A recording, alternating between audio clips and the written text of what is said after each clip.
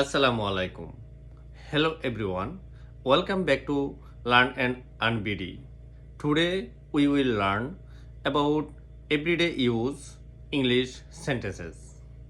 Let's start and you will repeat after me every sentence. I wake up every day early. I brush my teeth and wash my face. I take a shower. I get ready. I go to my work. I come back my home from the work. I wash my face and hand. I take a rest. I take my lunch.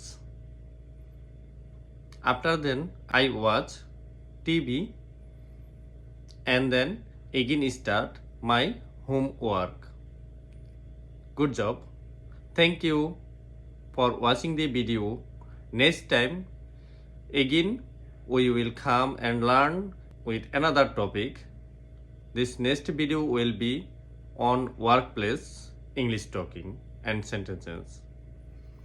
If you learn every day a little English sentence and word, one day you will be a good English speaker. Bye bye. Thank you.